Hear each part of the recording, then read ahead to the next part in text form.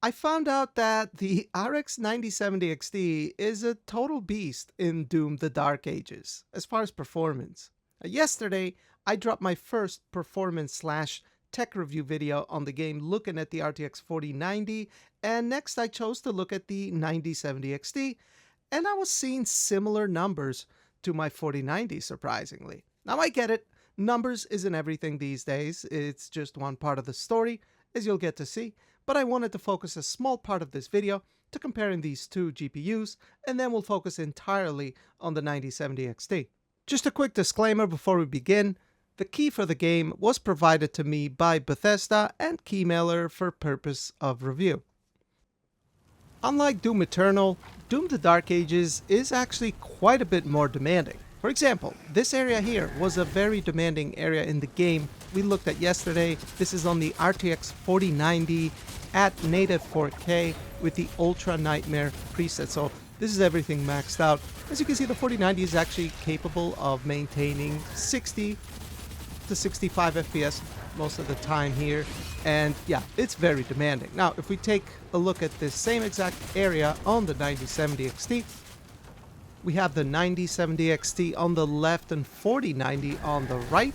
4090 is a bit faster, but the 9070 XT does really well here. This is native 4K Ultra Nightmare in one of the most demanding areas in the game I've found so far. And quick disclaimer, I use a 2 PC setup, so I have my 4090 and 9800 X3D PC, and then I have a 9070 XT and 7800 X3D PC. But both of these CPUs are extremely capable, and this game is extremely GPU heavy, way more so than it is CPU heavy. And as you get to see later on, the 7800 X3D is able of providing over 150 FPS in this game. So yeah, this is a 100% GPU limited scenario. As you can see, both GPUs are completely maxed out. Now the differences in performance here is a bit wider. So 63 average on the 4090 versus 51 average on the 9070 XT. I'd say that's around 20-ish%. So yeah, not too bad. Although to be fair, I wouldn't play the game at native 4K on either GPU. I would more than likely use upscaling. Now that's not to say that every area in the game is as demanding as this one. For example, in this next part of the game here, as you can see, both GPUs are well above 60 and we're doing extremely well. So yeah, there will be some areas where the game is more demanding than others. But again, like I said, I would personally stick to upscaling on both GPUs just because with this type of game, especially if you play with a mouse and keyboard, you do want to be 60, I would say, is a minimum, but 90 at least would be preferable, at least in my opinion.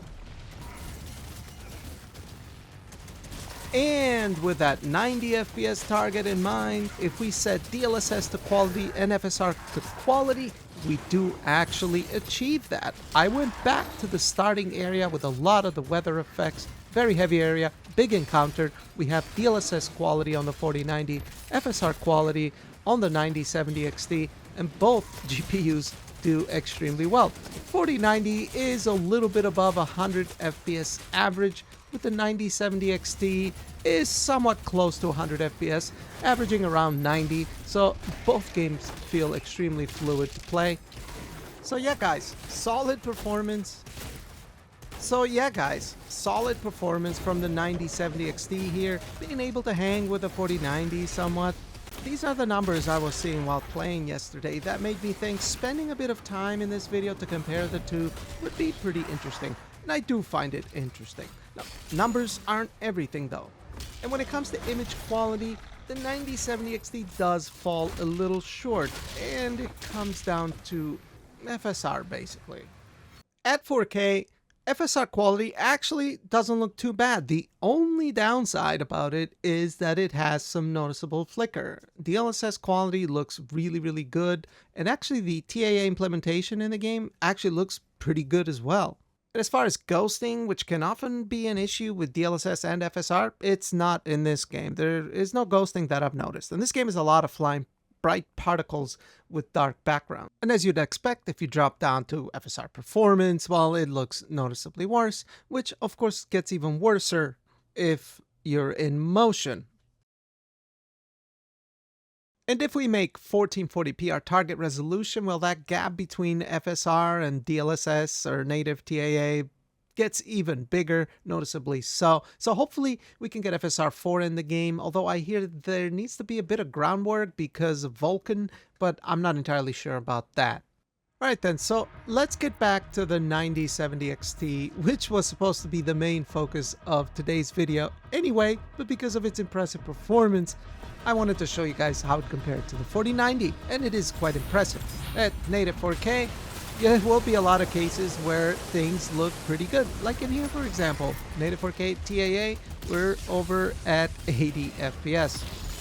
That's a bit of an outlier though, because majority of the time while you're facing enemies and all these encounters, you will drop well below 60 like we did in here. For example, we're into the mid 40s, into the 50s with the 9070 XT at native 4K, which is why I said it's not really a 4K 60 GPU in this game, but with upscaling it most definitely is more than 60 FPS GPU, which is how I would personally use it, and it's how I've been playing the game on the 9070 XT. We can go from 55 FPS all the way to close to 90 just by engaging FSR Quality, and yeah, this is way better.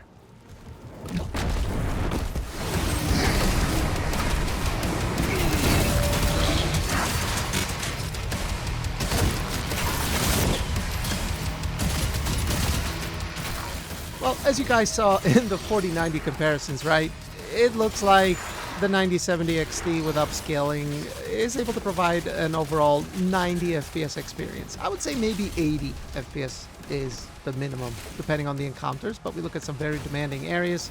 I would say 90 FPS is looks very smooth here. We also have frame generation, by the way, that we can toggle. We are going to take a look at that in just a second. But before we do that, I want to take a look at FSR Performance first.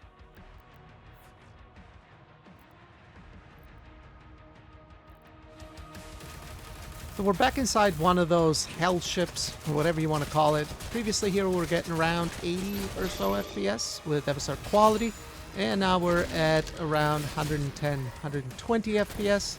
Yeah, there isn't a huge, massive performance gain between. Even when I looked at the 4090, we went from DLSS quality to balance. There wasn't a big performance gain, although going to performance, there was about 20 to 30 FPS gains on the 4090, and that kind of checks off here as well with FSR. It seems to be the same thing. So whatever way software has modified their engine, Tech 8, where, you know, RTGI is mandatory now, it's part of the game, and they're using ray tracing for materials or detection or particles or something like that. So they're using a lot of new tech. They're offloading a lot of stuff to the GPU here as well. So that's kind of what you're seeing here. You can tell that this game is not necessarily very CPU intensive, but it is quite GPU intensive. And you can kind of see that in this video, even when comparing it against the RTX 4090. So yeah, I mean, flickering issues aside with FSR, I think you do eventually get used to it, and I guess it stands out more when you're swapping between, say, native resolution, or in my case, between DLSS quality, DLSS transformer. That does stand out, but I think overall you do get used to it, and at least FSR Quality at 4K, I still think it looks pretty good. But again, I am the type of person that is a bit sensitive to flicker. I find it a bit distracting personally. Other people might not care, and it might not be a big issue, and it's not that big of an issue. But anyway, yeah, so here you have it. 9070 XT does very good job here. Only thing left for us to check out is FSR Frame Generation, and I did run into an issue with that, and that was basically having MSI Afterburner overlay would lead to the game crashing. So what we did was we disabled MSI Afterburner. Now we're back to 4K FSR Quality plus frame generation, and we're using the AMD overlay instead, which, hey, that does a pretty decent job as well, although it doesn't have some of the metrics that I want, or the way I want it to look. It still looks fine. We get to see what we want to see. Previously, we were getting around 80 to 90 FPS. turning frame generation on, well, that takes us all the way up to around 140, 160 or so. So not quite doubling of your FPS, but I guess that makes sense because this is a GPU bound scenario. You would probably double your FPS in a CPU bound scenario, but I guess that's close enough. Being able to get around 140 FPS, it's pretty good. We're already getting a pretty good base frame rate, so the game actually feels pretty smooth to play. Although how tolerant and sensitive you are to latency issues, I guess that depends on the person. So always dial things into taste. But for me, this is pretty fine. It's fine. I don't have an issue with it. The game does look pretty fluid. With FSR Frame Generation, it does a pretty good job. Just a shame that Afterburner causes it to crash. That wasn't the case with the Nvidia Frame Generation, but still not really a big issue. Nothing that major. Most people don't play with frame rate counters on. But yeah, 9070 XT does an overall very good job here. It does offer a relatively similar experience to the 4090, I'd say. I mean, sure, the 4090 is around 20 or so % faster, but still, that's pretty solid performance from the 9070 XT. Now, I did focus mostly on 4K for this video because, I mean, if you can do 4K, you can do everything else relatively easily. But I did also take a look at 1440p for some of you guys who play at 1440p. The 9070 XT is a really solid 1440p card, obviously. So let's take a quick look at 1440p before wrapping it up. We've gone ahead and dropped our resolution to 1440p now. TAA, native resolution, ultra nightmare settings, and we're about to engage in a pretty big encounter here. And let's see what our performance looks like. 115, 100, let's say 100 FPS here. We're doing really, really good. So not quite like 4K FSR quality, but we're dripping into the 90s here. We're at over 100 FPS in what is a pretty big and busy encounter. So yeah, the 9070 XT is obviously a very solid 1440p card, right, guys? So if you play 1440p or 1440p ultra wide, which is a resolution I personally like, and it's how I've been playing some of the game, yeah, the 9070 XT delivers a very good and nice high refresh rate experience here. So yeah, the game looks great if you have a 1440p monitor. I'm using my 4K monitor, OLED monitor. It actually doesn't look too bad. I mean, sure, 4K looks sharper, but 1440p still doesn't look that bad. So if you have a native 1440p, it would look even better.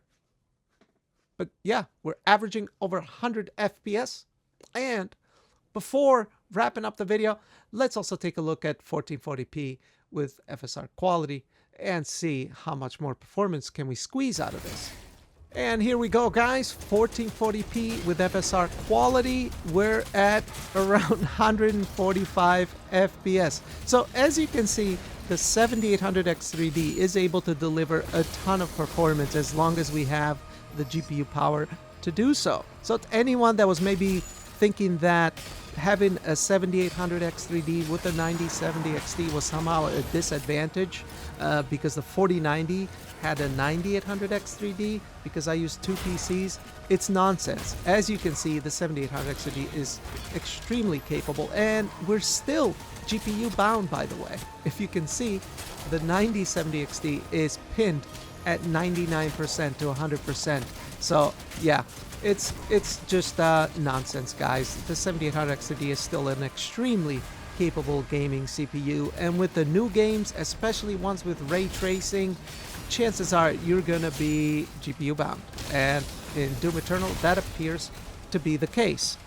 So then, to share my final thoughts, 9070XT does extremely well here. I mean, it's at the top tier of the available GPUs today in this game. It is a bit of an outlier because it doesn't do as well compared to other GPUs in most games on average, but in this game, for whatever reason, maybe Nvidia architecture, Nvidia drivers aren't as well optimized, or maybe AMD's architecture lends itself better to Tech 8. Not entirely sure, but if you have a 9070 XT and you're playing Doom Eternal, you're at the top tier of GPU performance, basically. And it's great. It does a great job. I'm loving the game.